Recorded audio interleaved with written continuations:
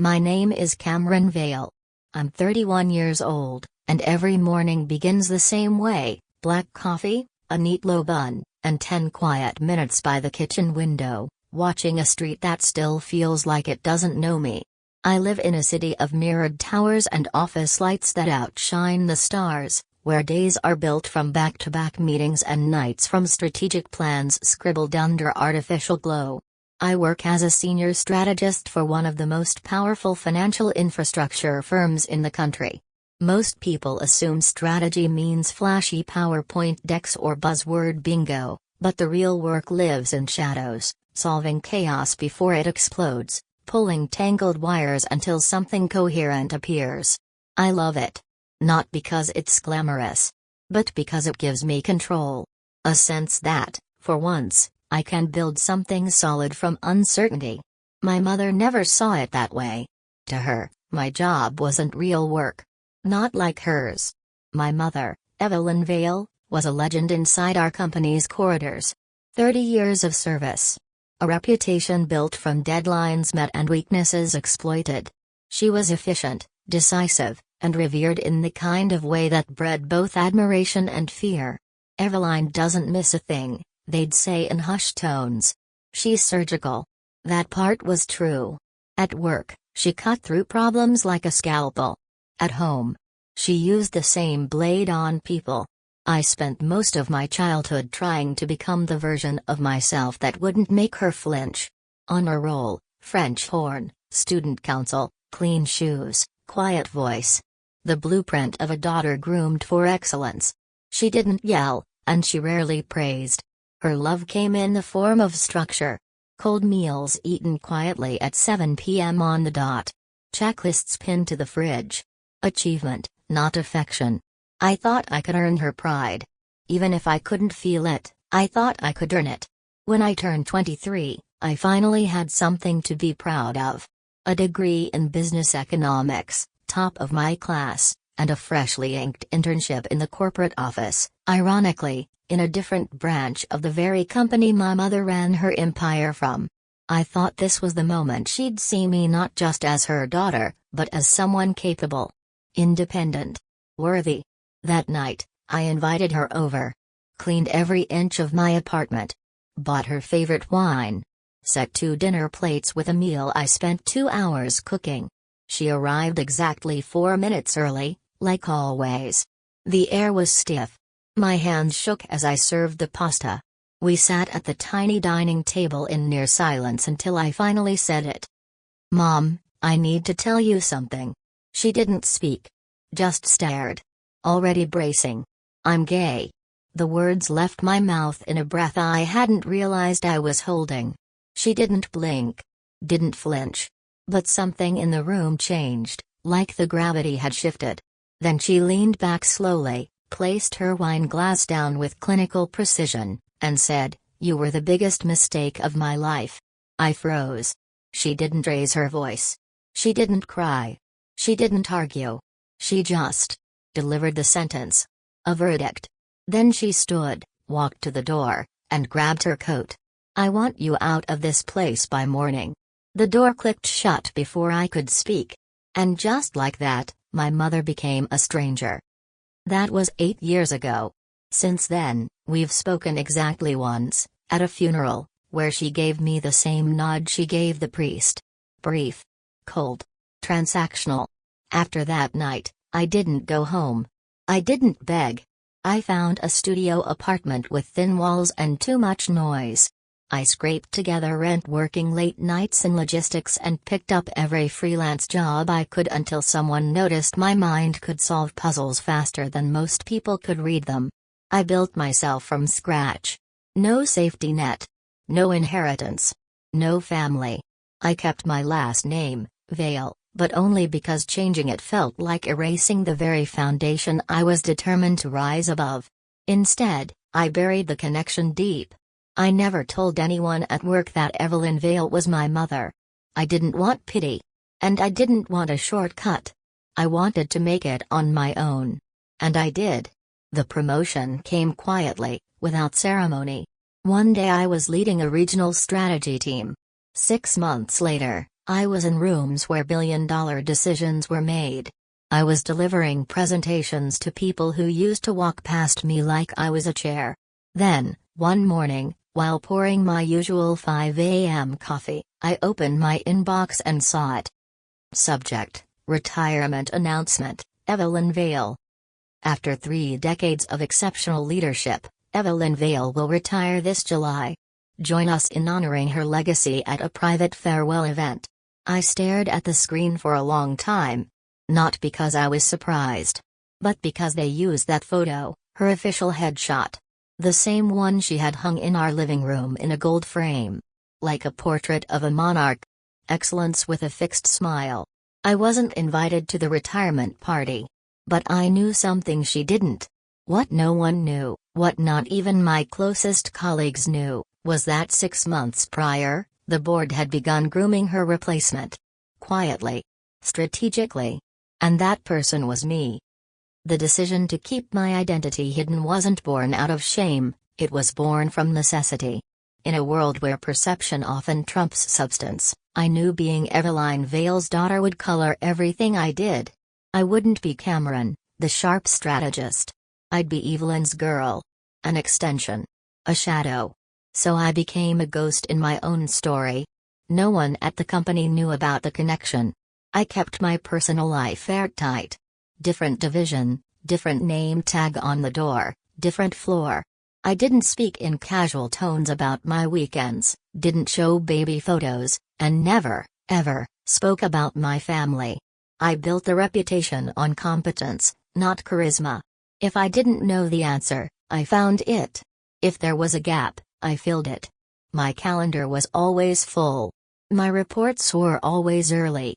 And somewhere along the way, people began to notice. I started getting pulled into closed-door meetings, the kind where words like succession, long-term strategy, and next-gen leadership were whispered in calm, careful tones. I became the one people looked to when things felt uncertain. It was strange, standing in the same building where my mother ruled with icy precision, but never once crossing paths. We operated in the same orbit, yet remained distant planets. Then came the day I was asked to stay after a quarterly review. The meeting room emptied, leaving me and the CFO, Julian, silver-haired, always 2 steps ahead, alone with silence. He closed the door gently, then turned to me. "Cameron," he said. "How do you feel about legacy?" I blinked. "I'm not sure I follow." "That's good," he said, smiling. "People who chase legacy tend to trip over their own egos." It was the beginning of something. A test, perhaps. A whisper of the door I'd spent a lifetime pressing my ear against. In the months that followed, I was brought into confidential strategy pivots. Leadership restructuring. Internal performance audits. All handled in whispers and silence, the language I knew best. I never pushed. Never asked for a title. But I made sure they could count on me. Eventually, the board called me in. Not to ask, but to offer. The role, CEO of East Coast Operations. My mother's successor. I said yes. But I told no one. Not my team. Not my assistant. Not even Ray, my closest confidant in the company. I signed the NDA. I nodded through meetings as if the air around me hadn't changed. I sat through briefings, coffee chats, exit reviews. I watched speculation swirl in the background, about who might take over Evelyn's chair. Some guessed a VP from overseas. Others assumed the current COO was being groomed. No one guessed me. That was the gift of silence. It made you invisible, until it didn't. Then, a month before the retirement party, something strange happened. My phone rang. A number I hadn't seen in almost 8 years. Vale. I let it ring. She didn't leave a voicemail. 3 days later, I received a message. Cold. Impersonal. Exactly like her. "Heard you're still at the company. Don't make the party awkward." No hello. No how are you? No congratulations, even though she clearly knew something was coming. Just a warning. A reminder that she was still the gatekeeper of dignity, and I was the risk she never wanted to claim. I didn't reply. But that night, I laid awake for hours, staring at the ceiling. Not from fear. But from a strange, old ache. The kind that wraps itself around your ribs like it remembers where you hurt the most. After everything, after the silence, the success, the sleepless nights, I still felt the sting of her disapproval like it was fresh. She hadn't changed. And maybe I hadn't either. I didn't want revenge. I didn't want applause. I just wanted one thing. Acknowledgement. Not for the title. Not even for the success. But for surviving. For planting something beautiful in the very ground she left me to rot in. The weeks flew by. My official promotion remained under wraps. But the pressure began to mount. Whispers intensified. My colleagues started looking at me differently. Some speculated. Others stared longer in meetings, like they were starting to see the shape of something they'd missed. Still, I said nothing. The night before the retirement event, I received a call from Julian, the CFO. "We're printing the name cards," he said. "Are you still okay with being announced tomorrow?" "I am," I said softly. "She doesn't know, does she?" "No," I said. "And I'd like to keep it that way." A pause. "You sure?" I looked out at the city skyline from my apartment window. Buildings glowing like a constellation of muted truths. "She'll know when everyone else does." There was a chuckle on the line. "You really are made for this role." I smiled. But it didn't quite reach my eyes. Because I hadn't done any of this to be perfect. I'd done it to be free. The morning of the party, I woke before sunrise. The sky was a deep, moody blue, hinting at spring but still carrying winter's edge. I made coffee, the smell grounding me. I didn't rehearse a speech. Didn't practice my smile. I wasn't performing. I was arriving.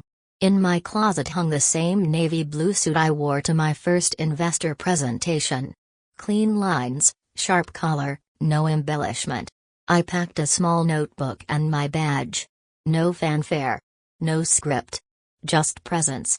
The event hall sat on the 41st floor of our headquarters, a place with wraparound glass and skyline views that made even bad coffee taste expensive. That morning, it had been transformed. White tulip centerpieces lined the tables, linen napkins folded into angular shapes, soft jazz hummed from hidden speakers. The place glowed with polished legacy. It felt more like a coronation than a farewell. I arrived precisely 15 minutes early. Not because I was eager. Because I needed to see the room empty. I wanted to walk the perimeter while it was still quiet, when I was just another woman in a navy blue suit standing near a window, before the attention shifted, before the curtain lifted. I scanned the reserved seats. There it was. Cameron Vale. No title. No hint. Just black text on thick white cardstock.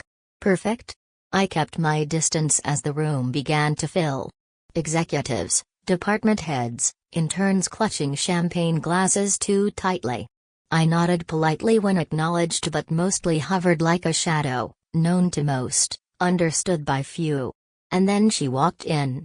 Evelyn Vale. Perfect posture. Silver necklace. Slate gray dress tailored to the millimeter. Her stride cut through the crowd like a scalpel. She shook hands like a diplomat, accepted compliments like a monarch. That same practiced smile, thin, precise, detached. She looked exactly as she had always been, polished, powerful, unyielding. And then our eyes met. A flicker, nothing more. She didn't blink.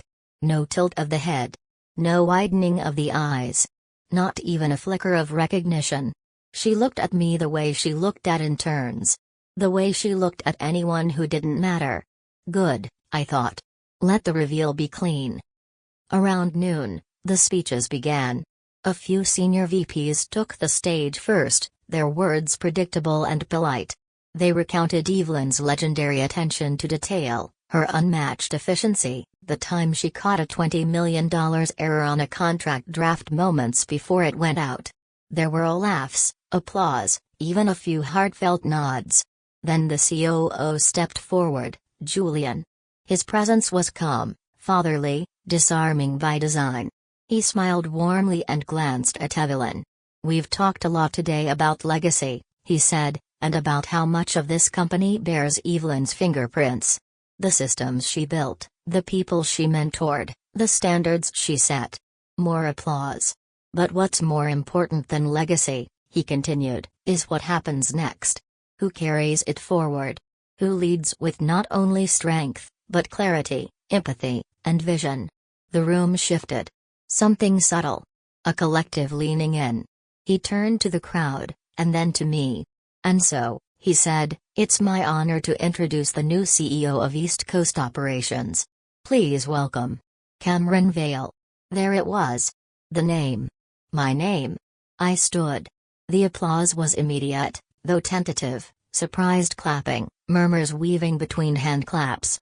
Heads turned. A few gasps. And then a sharper silence.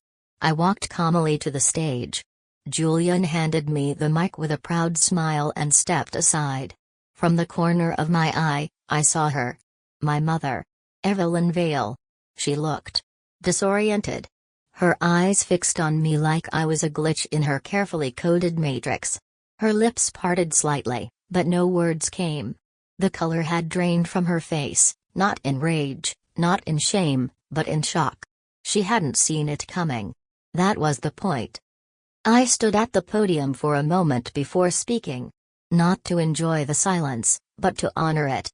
The silence I'd endured for 8 years. The silence that carried me through every lonely night, every glass-walled meeting where I was spoken over, every phone call she never made. Then I spoke, quietly. "Thank you. It's an honor." And that was all. No long speech. No declarations. Just presence. Because sometimes, presence is the loudest thing you can offer. I handed the mic back to Julian, nodded respectfully, and walked back to my seat. Behind me, a storm was beginning to swirl, questions, connections, whispers. I didn't look back. I didn't need to. I stayed for the cake cutting. Smiled at a few people. Accepted congratulations with grace, but kept my answers short. Not because I wasn't proud. But because I didn't need to fill the space. The space was already full, with meaning, with shock, with realization. Then, without fanfare, I quietly excused myself. The hallway outside the event room was dimmer. Empty. My heels echoed softly against the marble floor. I pressed the elevator button, exhaled slowly. I hadn't flinched. I hadn't raised my voice. And I hadn't sought revenge. But I had let the moment speak for itself. And it had. Later that evening, as I sat in my apartment with a glass of water in hand, my phone buzzed. Vale. I stared at the screen. I let it ring. Then it rang again. And again. I didn't answer. On the 4th attempt, she gave up on calling and began texting. "Why didn't you tell me?" I didn't respond. A minute later. "You stood on that stage and said nothing. After everything." Another pause. "Did you plan this to humiliate me?" I placed the phone face down on the table. She wasn't angry about the job. She was angry that she hadn't controlled the narrative. That I hadn't given her time to spin the story, one where she passed the baton gracefully to a worthy candidate she'd mentored. But that wasn't the truth. And I was done performing for lies. The next text didn't ask. It commanded. "Lunch. Tomorrow. 1 p.m. Delancey and Maine. No, would you like to?" No question mark. Just coordinates and expectation, as if nothing had changed. As if I was still the girl she could summon with a single line of text. I stared at it for a long time. And then I went. Not for her. For me. I needed to see her in daylight. Without the ceremony, without the suits and smiles and staged applause. I needed to know what she'd say when there was no microphone, no audience, no legacy to perform for. Delancey and Maine was the kind of place that hadn't changed in 30 years, faded brick, white tile floors, a rotating chalkboard menu. It was the same cafe she used to take me to after parent-teacher conferences. Back when I still thought her silence meant approval. I arrived early. She was already there. Of course. She sat in the far corner, back straight, blazer pressed, reading the menu like it held national secrets. She didn't look up as I approached, just gestured to the seat across from her. "Cameron," she said, calm and clipped. "Evelyn," I replied. Her lips tightened at the use of her first name, but she said nothing. The silence stretched between us, decades old, yet sharper than ever. Finally, she set the menu down. "You could have told me. I didn't think you'd care," I replied, tone steady. "I would have preferred not to be blindsided," she said. That announcement. It wasn't just unprofessional. It was calculated. "You're wrong," I said, voice low. "It wasn't calculated. It was contained. There's a difference." She frowned. I wasn't prepared. And there it was, the truth.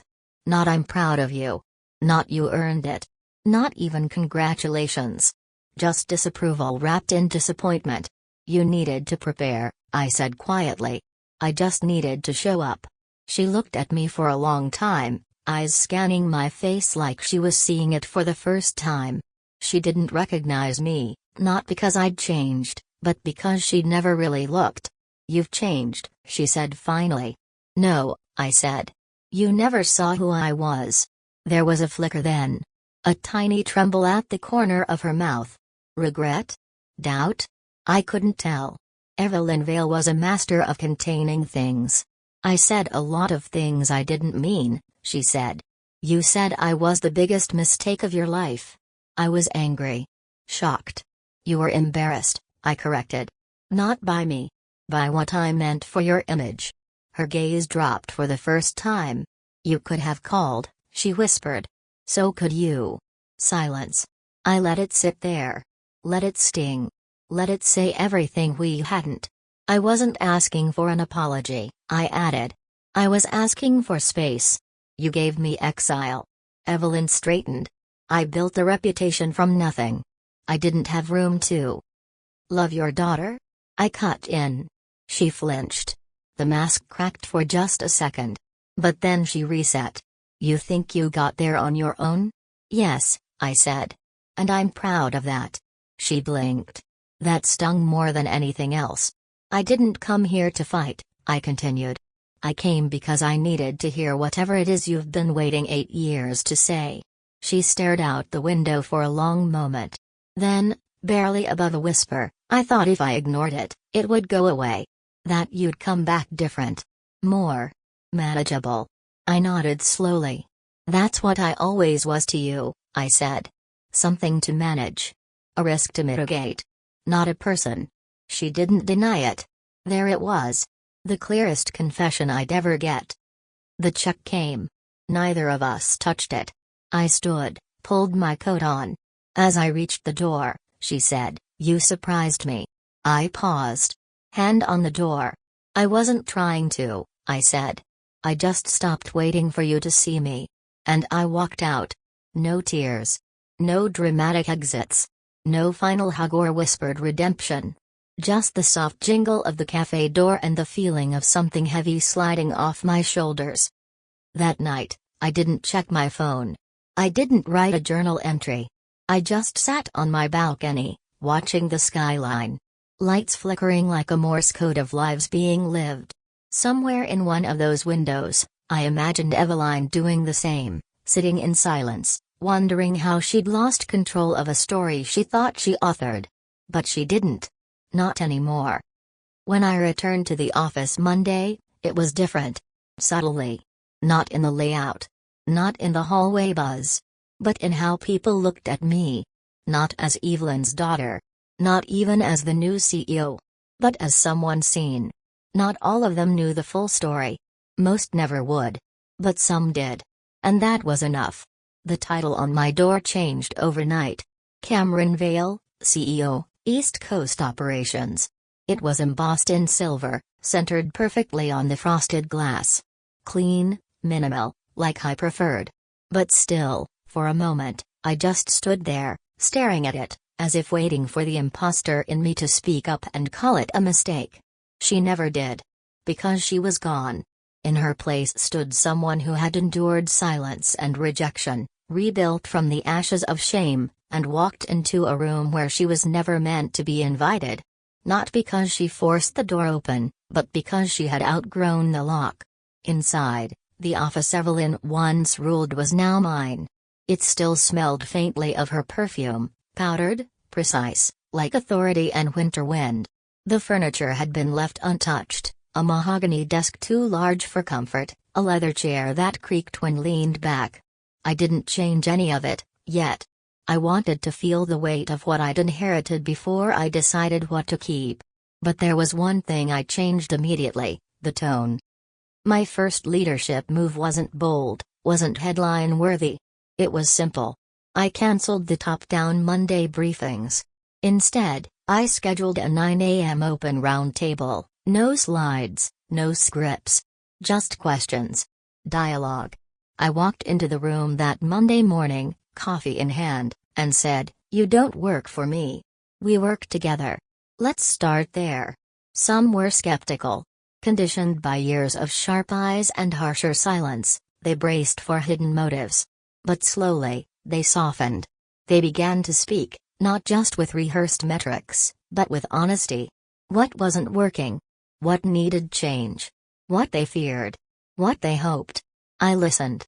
And the culture shifted. Not overnight. But steadily. One boundary at a time. About 3 weeks in, HR sent me a folder, Evelyn's exit interview debrief. It was protocol. Departing executives left notes for succession planning. Most CEOs skimmed it. I read every word. It was brief. Cold.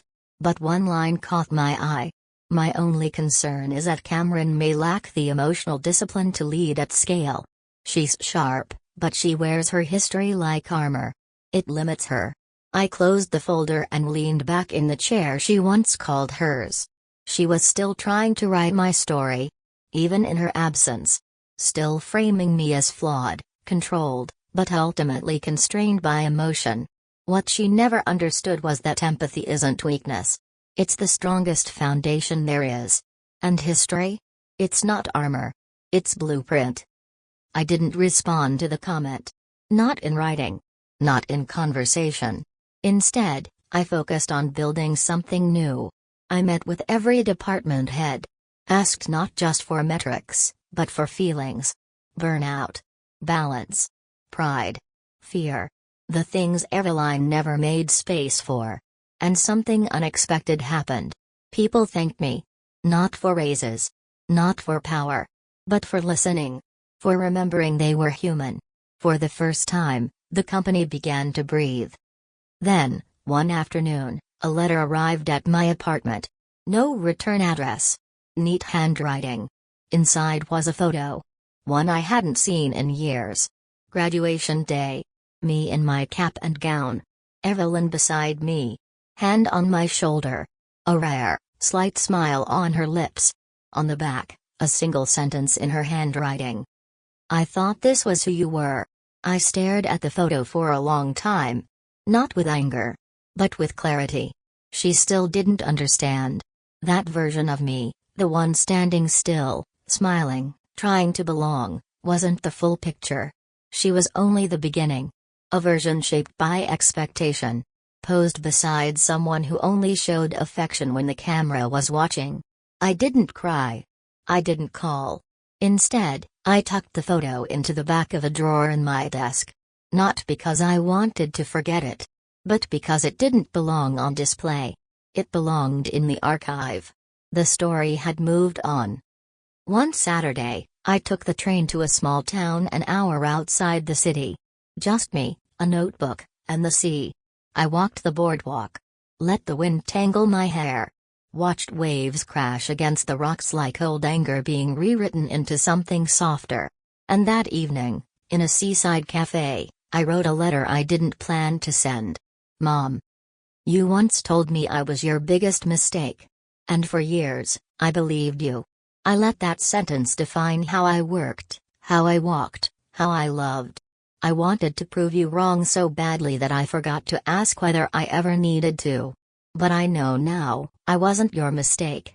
I was your mirror. And maybe that's what scared you. I don't hate you.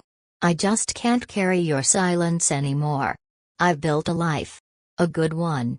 One you never asked about, but one I'm proud of. And I hope, someday, you realize I didn't need to embarrass you to be seen. I just needed to stop apologizing for existing. Cameron. I folded it. Slipped it into my notebook. Sometimes, closure isn't a conversation. It's a decision. On Monday, I returned to work like I always did. Coffee in hand. Calendar full. Hair tied back. But for the first time, I didn't walk in as a survivor. I walked in as someone whole. That Friday, a junior strategist stopped me near the elevators. She looked like I did, once, eager, careful, questioning everything. "Ms. Vale," she asked, "how did you get here?" I smiled. One boundary at a time. She didn't fully understand. Not yet. But she would. Before I left that evening, I changed the plaque outside my office. It no longer said just CEO. It now read: Cameron Vale, Chief Executive Officer, East Coast Division. Built, not inherited. I stood there for a moment. Not to admire it, but to honor it. It was mine now. And always would be. That night, I walked home. The city lights flickered above me like soft constellations. A breeze carried the scent of possibility, not fear. I didn't rush. I didn't brace. I just walked. Free. Because I wasn't chasing approval anymore. I was walking in my own name,